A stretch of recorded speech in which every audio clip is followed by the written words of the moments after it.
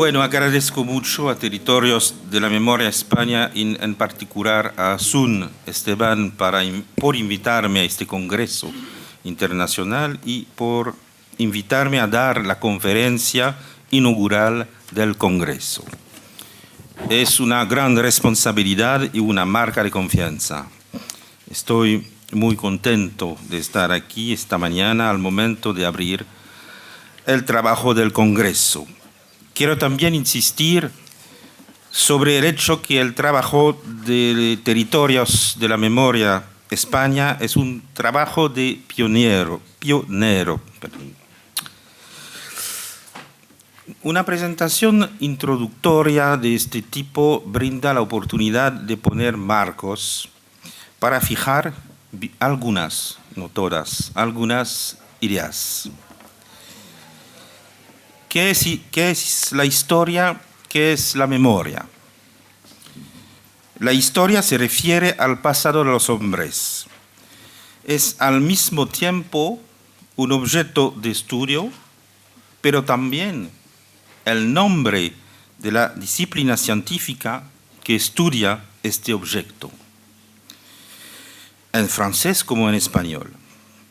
Eso es algo que a veces olvidamos, pero historia es a la vez el objeto de estudio, la disciplina que lo estudia y también el discurso producido por esta disciplina. Podemos imaginar que el estudio de las piedras se llama piedras y produce piedras. Nos limitaremos nuestra perspectiva teniendo en cuenta que la historia es la producción de un discurso de los historiadores, poniendo en relieve una porción del pasado de acuerdo con un procedimiento crítico, y este discurso debe hacerse sometido al examen de los pares, que lo validan o no. Y este discurso también está íntimamente ligado a la noción de narración, inevitablemente porque es una narración que hace que el pasado sea inteligible, con todos los problemas del ejercicio de la narración. Para producir este discurso inteligible, el historiador va, es importante, del presente hasta el pasado, asegurándose de deshacerse de la mayor parte de sus ropas contemporáneas, asegurándose de no proyectar su propia sensibilidad en el pasado, tratando de abstraerse de su entorno presente. La memoria obedece a otra dinámica. La memoria obviamente tiene una conexión con el pasado. También es una porción del pasado que está poniendo en relieve, no necesariamente por los historiadores. Y la dinámica es diferente. La historia va del presente hasta el pasado. La memoria es la presencia del pasado en una sociedad. Y si el historiador va del presente al pasado, la memoria es un ascenso del pasado hacia el presente, en una sociedad que acoge o rechaza este pasado, de acuerdo con su contexto, sus valores y sus representaciones, de acuerdo también con las necesidades de identidad en esa sociedad. Si la memoria está íntimamente ligada a la identidad, entonces podemos ser testigos del desarrollo de memorias plurales, de acuerdo con identidades plurales, que pueden competir entre ellas o incluso estar en conflicto. Desde ese momento, la historia y la memoria tienen en común el pasado, pero no obedecen a la misma dinámica en relación con el presente. Y dentro de la corporación de los historiadores ha habido muchos debates sobre dónde estar, dónde ponerse en la relación con la memoria. Además, si la escritura de la historia se deja a los historiadores que la producen, el tema de la memoria, ya que se refiere a la presencia del pasado, involucra a otras categorías de disciplinas, sociólogos, politólogos, psicólogos y otros profesionales. Expertos que evolucionan en otros registros que la historia y que son muy útiles para estudiar los fenómenos memoriales en el presente donde despliegan sus efectos. Hay una dimensión en la cual todo historiador debe ser sensible. Es la singularidad de los eventos. Cada evento es único. La historia es la disciplina que estudia hechos que no se repiten. En esta perspectiva, es lo opuesto a la sociología, que estudia los hechos que se repiten. Entonces, a diferencia de una expresión familiar en francés, l'histoire repasse les plats, en realidad la historia no pasa dos veces los platos, la historia no se repite. Sin embargo, una de las primeras misiones atribuidas a la pedagogía de la transmisión de la memoria es desarrollar proyectos educativos cuyos parámetros postulen que el conocimiento del pasado y la difusión de este conocimiento del pasado en un marco pedagógico apropiado deberían permitir evitar que ciertos hechos, algunas tragedias del pasado, se repiten en el futuro. Es una paradoja a la que volveré en un momento, después de resaltar otra gran dificultad, otro desafío. Para explicar este otro desafío, necesitamos un nuevo marco que implica descartar dos tipos de razonamiento: el razonamiento cartesiano y el razonamiento analógico. El razonamiento cartesiano postula resaltar las diferencias entre los fenómenos antes de resaltar sus similitudes. El razonamiento analógico postula resaltar las similitudes entre los fenómenos antes de resaltar sus diferencias.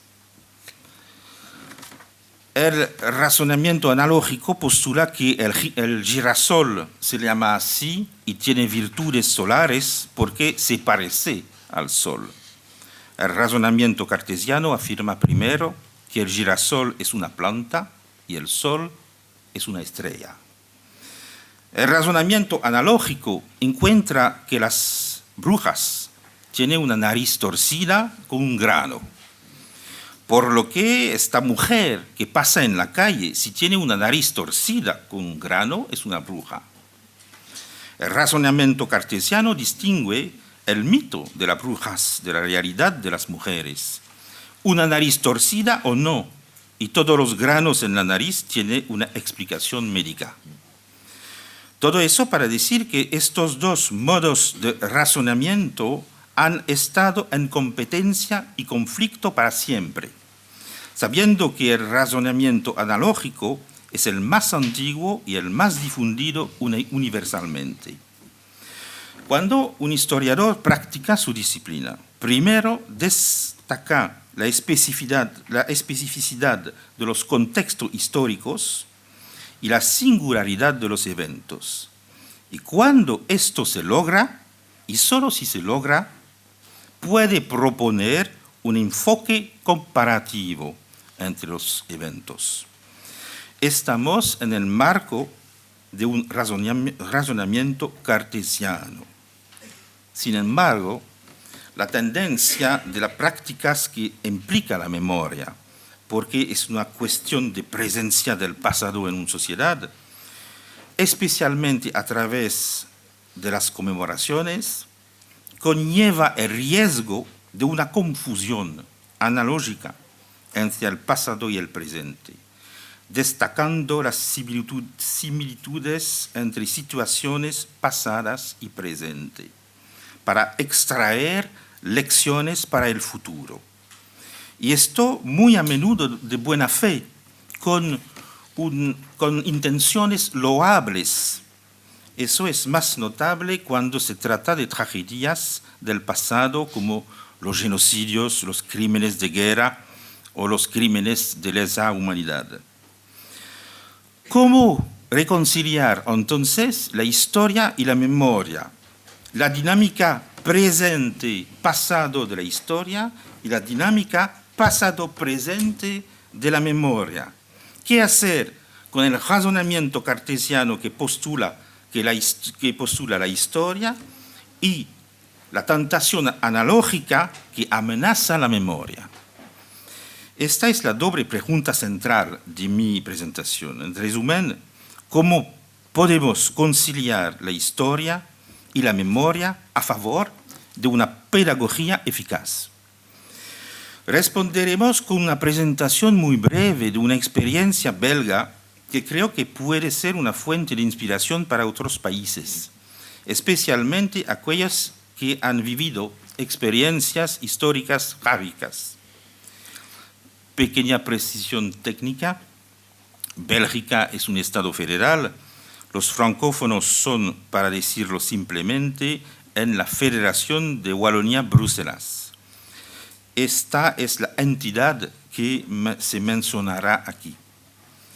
El 13 de marzo de 2009, el gobierno de la Federación de Wallonia-Bruselas promulgó el decreto que establece el Consejo para la Transmisión de la Memoria de la Federación de Wallonia-Bruselas. No era una ley memorial, sino una estructura que vamos a describir. El propósito de este decreto fue transmitir la memoria de crímenes de genocidio, crímenes de lesa humanidad, crímenes de guerra y actos de resistencia o movimientos que resistieron a los regímenes que dieron lugar a estos crímenes. Al mismo tiempo, el decreto fundó el Consejo para la Transmisión de la Memoria, en encargo de asesorar al gobierno a raíz de convocatorias de proyectos anuales financiables, convocatorias dirigidas a la sociedad civil. El Consejo para la Transmisión de la Memoria se articula con Democracia o Barbarie, que es una célula de la Federación de Wallonia-Bruselas muy bien establecida en las redes de educación desde 1994. El papel del Consejo es, por lo tanto, aconsejar al gobierno sobre tres cosas: el reconocimiento de centros de recursos y también el reconocimiento de centros etiquetados, también reconocer los proyectos presentados como parte de las convocatorias anuales. Los territorios de la memoria de Lieja es uno de los 3 centros de recursos reconocidos por el decreto que les permite contar en este marco con un subsidio anual importante. Por otra parte, los centros etiquetados son 6 en este momento. Estos son centros reconocidos porque brindan una serie de servicios a la comunidad, particularmente en la área de la educación. Los centros están sujetos a evaluación periódica, destacando por el Consejo, permite que estos centros interactúan entre ellos y desarrollen proyectos conjuntos y también compartan conocimientos. Las convocatorias de proyectos han dado lugar a numerosas reacciones de una amplia variedad de operadores puntuales de la memoria. En las áreas de preservación testimonial, de visitas educativas en lugar de memoria, seminarios o conferencias, exposiciones, producciones artísticas y audiovisuales, un verdadero tesoro de actividades y herramientas hoy en día, ya que desde 2009 el Consejo ha examinado alrededor de 50 proyectos por año y ha conservado la mitad con una opinión favorable.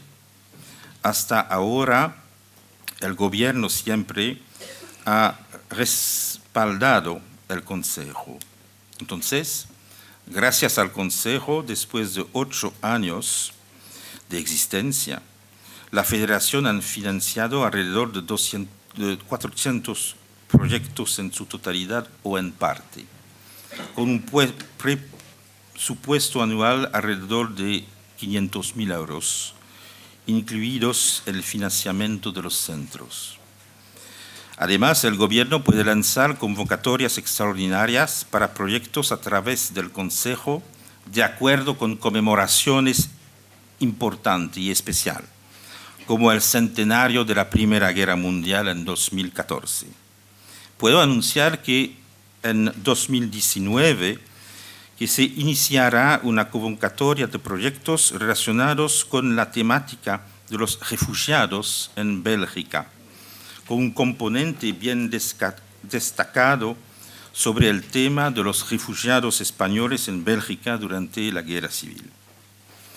Un análisis de estas convocatorias de proyectos, que constituyen un panorama de las sensibilidades de la memoria en la Federación, pone particularmente de manifiesto el tema del Holocausto y el sistema de concentración nazi.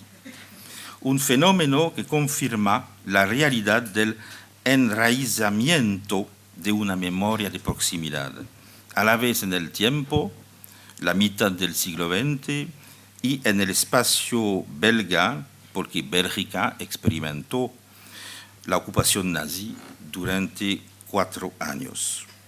Pero otros temas se están desarrollando, testimonios importantes de una apertura a otras experiencias totalitarias en Europa, como por ejemplo la memoria de Italia bajo el fascismo, con las primeras solicitudes de viajes educativos desde la escuela a las destinaciones italianas. Espero y siento eso, que este fenómeno de apertura también concernirá a España y su potencial de memoria. Para volver a mi pregunta doble anterior sobre la articulación entre historia y memoria, puede encontrar una respuesta en la forma en que funciona el Consejo de Transmisión. Está compuesto por historiadores, juristas, filósofos, por lo tanto miembros de nivel universitario, pero también representantes del mundo pedagógico de la educación secundaria y representantes del mundo asociativo de la sociedad civil, o también importantes estructuras museales en relación con el objeto del decreto. En segundo lugar, en el análisis de los expedientes de solicitud presentado, análisis hecha por el Consejo comprueba que el argumento de los proyectos se construya con el deseo de respetar el enfoque histórico, incluso en una operación conmemorativa. Es muy importante. Cuando la base de una memoria es el conocimiento histórico, la pedagogía de la memoria produce sus mejores efectos. De ahí la importancia de asistir a las evoluciones de las historiografías nacionales en este área. De hecho, la producción historiográfica, como la memoria, obedece a unos ritmos, unos cambios que deben ser interpretados en un determinado periodo, comenzando con la duración involucrada en la investigación científica y la producción científica. A continuación, en su traducción en el campo escolar o en forma popularizada. Está claro, por ejemplo, que en un país donde el acceso a los archivos es limitado, la producción de la historiografía científica será más lenta y este retraso afectará a otros niveles de su distribución, incluyendo su traducción en la memoria. La inercia nacional, las inhibiciones del pasado nacional son también causas de retraso de una buena estructuración entre historia y memoria. Y la relación con el pasado puede ser muy variable entre los países que conforman Europa.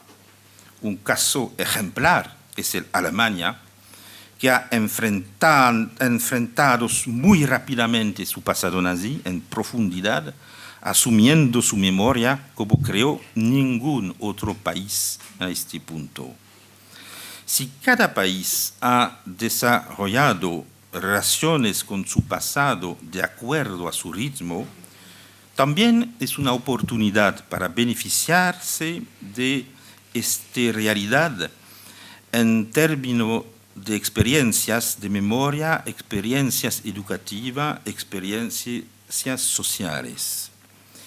Todas las historias no compiten de la misma manera, todas las historias no tienen la misma textura.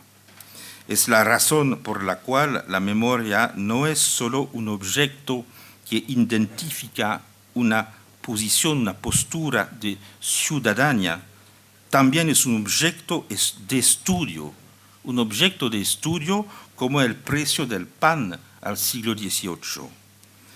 Todas las historias no tienen la misma textura. Tomemos brevemente 3 ejemplos de experiencias en tiempos fascistas en Bélgica, Italia y España. En Bélgica, el fascismo dominante se limita a un periodo de ocupación extranjera de 4 años, después de una invasión militar y una derrota militar también.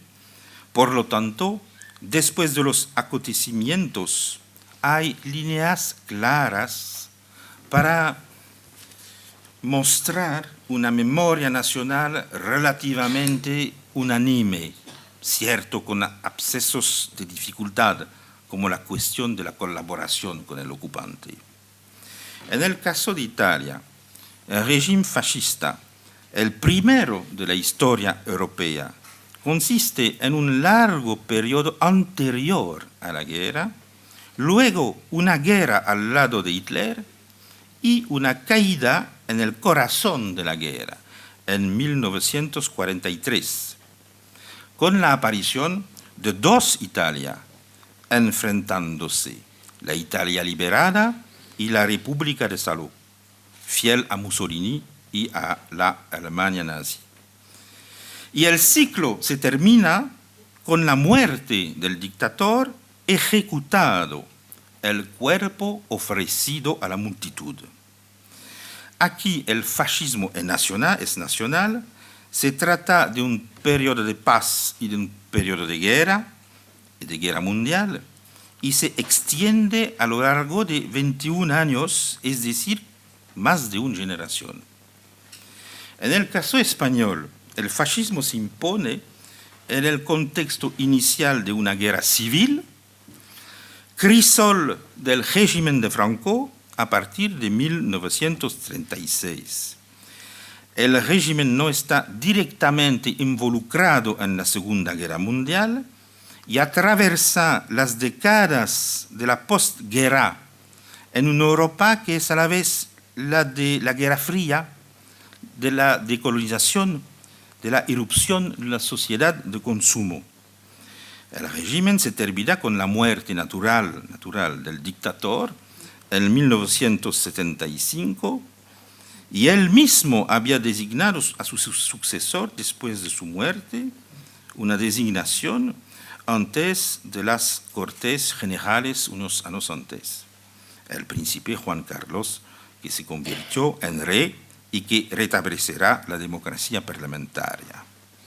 Tenemos una era fascista que dura casi 40 años, varias generaciones, ninguna guerra mundial y una transición donde el régimen se extingue sin ser derrocado.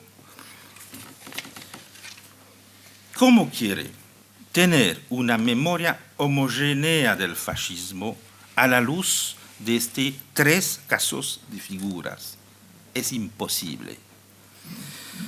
Las metodologías de la memoria deben adaptarse, lo que no es el caso de la investigación histórica, que no debe adaptarse. La investigación histórica debe responder a un procedimiento que es lo mismo en cualquier lugar y asumirlo como tal, y rechazar a los obstáculos que pueden surgir en su camino. Esto es, por supuesto, un ideal, pero un ideal que tiene que ser mantenido en la corporación de los historiadores. A la luz de estas experiencias históricas, hay fenómenos que deben detectarse. La larga duración de un régimen fascista nacional hace más complicado el surgimiento de una memoria nacional consensual, porque los enlaces de las generaciones no absorben de la misma manera los recuerdos del régimen fascista. Otra observación: cuando más tiempo dura un régimen fascista, en el tiempo, en la de duración, más el régimen político que lo logra tiende a pasar a otra cosa, a tourner la page en francés. El caso italiano es extremadamente revelador. El gobierno de la joven República Italiana en junio de 1946 concedió una amnistía general a los fascistas por dos razones principales. La primera es la vuelta de Italia en la escena internacional y que quiere parecer homogénea en el rendimiento esperando de su papel en Europa, tomando una postura diferente de la Alemania invasor de Italia en 1943. La segunda razón es la dificultad para iniciar y definir un proceso de defascización de Italia. Así que muchos ciudadanos de todas generaciones habían trabajado durante 20 años sobre el régimen. Obviamente, pasar la página, pasar a otra cosa tan rápido, sin el trabajo de la memoria, conllevaba el riesgo de supervivencia e incluso la nostalgia del fascismo en varias capas de la sociedad y durante una larga duración. El caso español también se enfrenta a cuestiones regeneracionales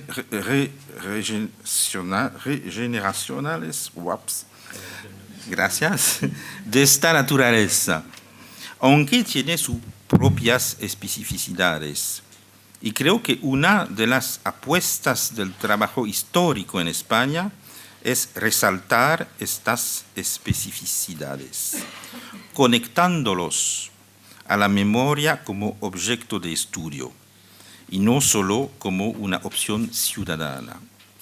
Estas son restricciones que darán fruto a largo plazo, porque el conocimiento científico de los mecanismos específicos de una memoria nacional permite, repito, establecer una obra de memoria colectiva sobre una base sólida. Y luego la investigación del historiador puede ser una investigación memorial, los dos pueden cohabitar. Las notables iniciativas para encontrar y detectar las fosas comunes en las que se arrojaron los opositores al régimen de Franco son muy saludables y deberían contar con el apoyo eminente de las autoridades públicas, ya que el proceso mismo de esta arqueología de la muerte es tanto científico como memorial, ya que cada fosa común se convertirá en un lugar de memoria. Cualquier congreso importante es una etapa historiográfica, y es el caso aquí a la hora de abrir el trabajo. El congreso da un testimonio de un momento de la historia de la sensibilidad para la memoria. Si examinamos su programa, si examinamos sus articulaciones, ¿qué vemos? Primero, el Congreso expresa una voluntad, una esperanza de ver a los actores de la memoria al nivel de Europa, aquí España y Bélgica, a través del tejido asociativo y educativo, los territorios de la memoria, reforzar los lazos. Para lograr esto es necesario el paso a través de la producción historiográfica, que implica una gran presencia universitaria. La ciudadanía y la articulación académica son entonces posibles por ciertas reglas, como traté de explicar en mi pobre español. Los primeros 3 días tratarán de temas históricos complementarios para profundizar el conocimientos históricos del franquismo durante los 40 años de su reinado. El último día estará dedicado a los archivos, una etapa final y bienvenida porque todo comienza con los archivos. Espero que todos se beneficien de estos días del Congreso y regresen a casa con la cabeza llena de conocimientos y un corazón lleno de deseo de ser un actor concienzudo de la memoria. Gracias.